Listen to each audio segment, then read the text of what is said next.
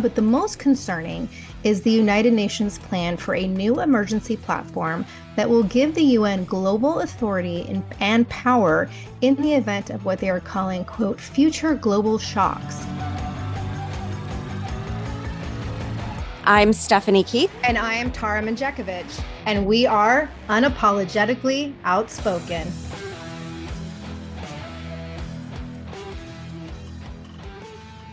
Hey everyone, welcome to Weird Wednesday.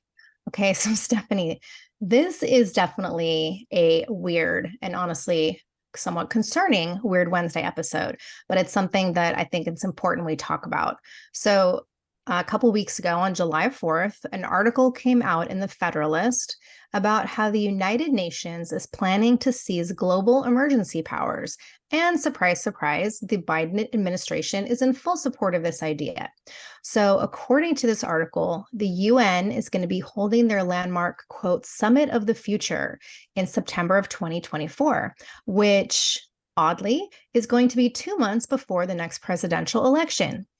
And the point of this meeting is for UN members to adopt what they are calling a, quote, pact for the future in alignment with their platform called Our Common Agenda. And there are a lot of very alarming proposals in this agenda, but the most concerning is the United Nations plan for a new emergency platform that will give the UN global authority and power in the event of what they are calling, quote, future global shocks of sufficient scale or severity. So, what falls into the category of future global shocks? Well, not surprisingly, it all seems rather vague and left open to interpretation. So, Stephanie, listen to the words that the UN uses to describe future global shocks. Things like a major climactic event, future pandemic risks, a global digital connectivity disruption, a major event in outer space, and other, quote, unforeseen risks. And this proposal also makes it very clear that these are just a few examples because we don't truly know what type of global shocks we may face in the future. And I don't know about you, Stephanie, but this all sounds like it's basically whatever they decide it's going to be, don't you think? Yeah, I was just going to say, when they say they don't truly know, that means they haven't planned exactly what it's going to be yet.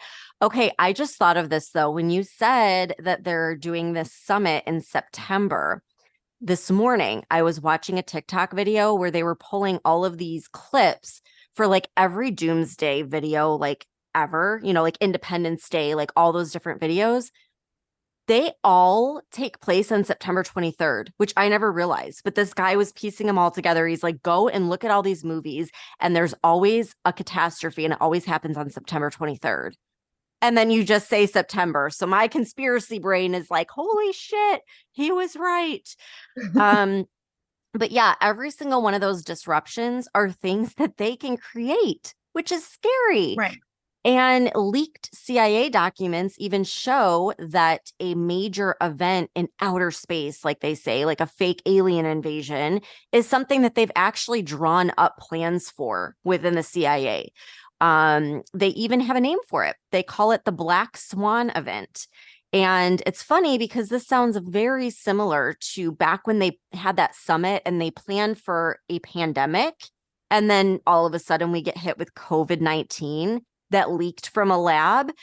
And I've noticed too, Trump has recently been saying that he doesn't know that we'll even make it to a 2024 election. And I wonder if that's why, like maybe he's been following this. And I was listening to a podcast called the PBD podcast, where they were interviewing Colonel Douglas McGregor, who is a decorated combat veteran. He's the author of 5 books, a PhD, and a defense and foreign policy consultant. And I want to play for you what he had to say about all of this. 24 election.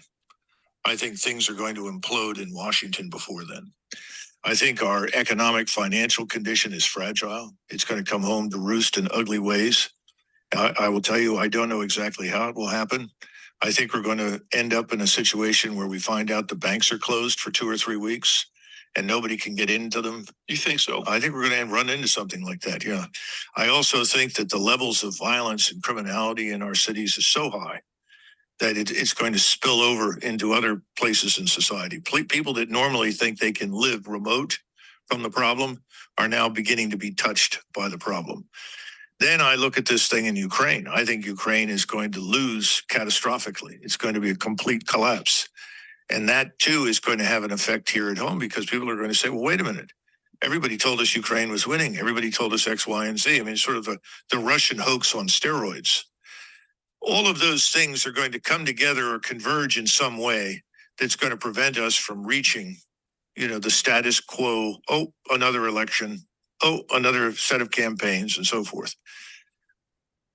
When someone like that says that he doesn't think we'll make it to the 2024 election, I pay attention, because this is his job, is to look at foreign policy and everything that's coming together. Right. And the fact that Trump is also saying that, that's scary. And here's something else disturbing. In this article, I'm going to read the quote from the article. It says, quote, once triggered, this emergency platform would give the UN the ability to actively promote and drive an international response that places the principles of equity and solidarity at the center of its work.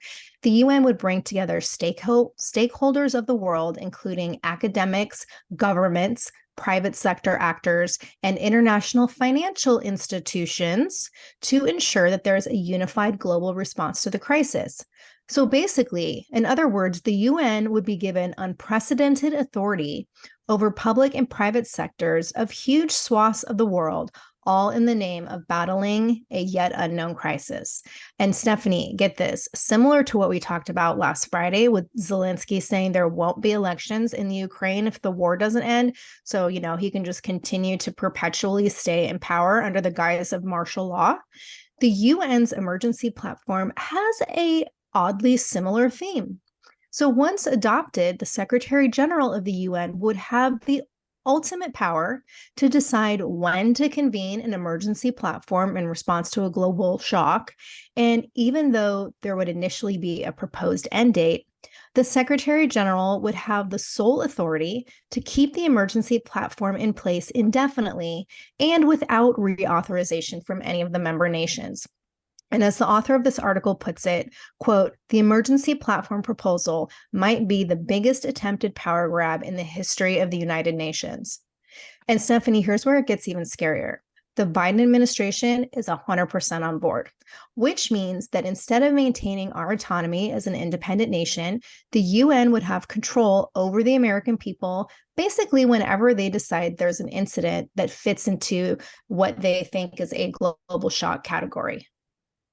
Of course, the Biden administration is okay with this. And we've talked about this so many times. It seems like they're actively destroying the country. Well, maybe they are, because maybe this is the plan all along, and they know we'll never get to the next election, so they can fuck up as much as they want. Which is, this is just so crazy on a whole other level. But get ready, because I am going to blow your mind with something that you can look it up there. It's all documented, and I will even put the documents on our Patreon account so you can follow this yourself. Last night, once again, I stayed up late going down the rabbit hole of the United Nations, and I found my way to a woman named Alice Bailey, who was a writer who basically invented the whole New Age concept in the beginning of the 1900s. And she created a publishing company called Lucifer, which was later changed to Lucis Trust, since many people were questioning whether this was a satanic company or not with the name Lucifer. And according to lucistrust.org, quote, the Lucis Trust has a consultative status with the Economic and Social Council of the United Nations, and world goodwill is recognized by the Department of Global Communications at the United Nations as a non-governmental organization. As such, the Trust and World Goodwill are part of a community of many hundred of NGOs that play an active role in the United Nations, particularly in spreading information about the UN and fostering support for UN programs.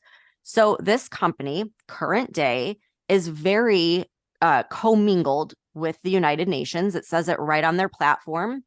And the United Nations also has a charter that is at the United Nations that Alice Bailey wrote. And this is where it gets really interesting. So this Alice Bailey wrote a 10-point plan of the New World Order, which is a charter that's adopted by the UN.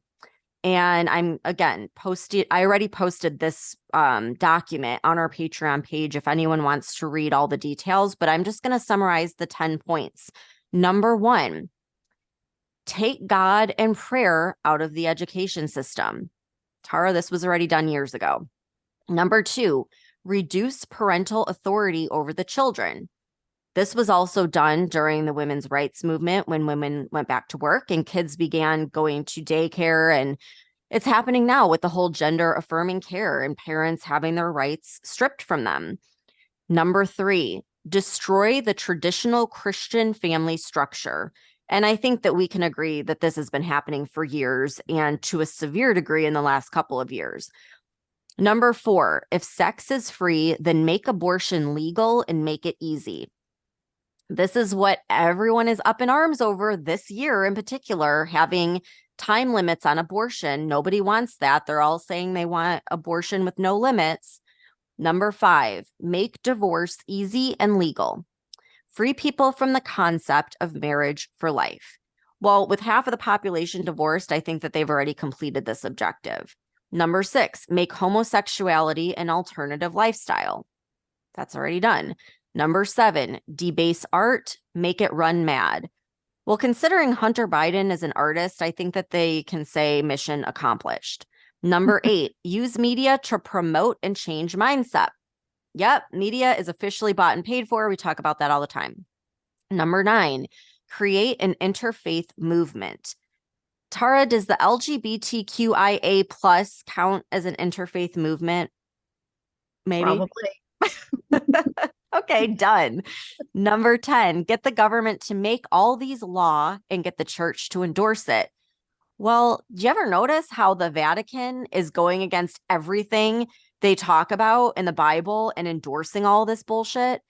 So with that being said, Tara, on a scale of 1 to 10, how fucked are we considering every single one of these objectives for a new world order has already been met? Oh, we are totally fucked, Stephanie. This is like a 13 out of 10. And I again want to bring up the timing, okay? Isn't it weird that the timing of this summit of the future where these emergency powers plan is going to be adopted that gives the UN this unilateral power with the full support of the Biden administration is literally 2 months before when we're supposed to have our elections? Like, does anyone believe that that's a coincidence? It's like we talk about all the time. And like you mentioned earlier, that not only Trump, but that, what was he? The guy you were talking Douglas about. McGregor. Douglas McGregor is clearly on the same page. Like, I honestly believe that something is going to happen before the elections to ensure that we don't have an election. And if we are part of this UN emergency powers plan, it's just going to make it that much easier for our government to stay in power. Like, if you really believe that any of this is for the good of the world or for our protection, I'm sorry, but you're stupid. I mean, this is control under the guise of safety. And we already saw how this played out during COVID when we allowed the government to completely ruin people's lives because people were just following along in blind compliance out of fear. And this plan with the UN is literally a power play for total global dominance. And our government is in support of it because they want to be part of it and stay in power and take away our autonomy, our independence, and our freedom. And then they can say they're not responsible for it because it's a global response. Yeah. And like you mentioned with COVID, like people thought it was bad here in the United States, but look at what happened in Europe and United Nations, countries. And the other thing to keep in mind is all of these people that are for this are the same people that are constantly talking about threat to democracy. Well, I'm sorry, but every single member of the UN, they weren't elected by the people. They were placed in those positions. And this is not a government organization. Okay. I don't think a lot of people realize this is a private institution, very much tied with the global elites. And this is how they create control. And of course, now would be the perfect time They have the Ukraine war going on. They have the French Revolution taking place as we speak. They have the United States economy tanking. I mean, there's so many things that they have put into play, and they're doing that because they're getting ready to pull the trigger on this. And the fact that I didn't know about this until you pulled up these notes, Tara, and then basically TikTok is the only place where people kind of are talking about it, is really concerning. Like, this is the biggest thing that could affect our life, and it's right around the corner, and like no one's covering it. So I think we're going to follow this really closely, and gosh, like just hope and pray that this does not become a thing, because clearly Biden will be all for it if he's allowed to stay in power any longer. Oh yeah, and it's just like when we've talked about like the World Economic Forum in the past, the UN's website breaks this all down. They talk about the summit of the future that's happening. If you look up their Pact for the Future or their quote Our Common Agenda platform, it lays all this shit out. I mean, it is right there for people to see, except nobody's fucking paying attention. And they're all interconnected. Everyone knows, everyone's caught on to the World Economic Forum. Well, the United Nations is tied with them. The people that are on the board of the World Economic Forum are also sitting on the council of the United Nations. Like, it's all one big group of the global elitists. And so this is probably one of the most concerning things I think we've ever covered. And we're going to have to stay on top of it. And I think with something like this, that's when we would see like a civil war, because there's no way people are going to go along with this. Yeah. So we'll keep everyone posted on these updates. And speaking of which, with our new Patreon format, we are actually going to be talking about something that is disturbingly connected with this. And you guys will have access to that next week.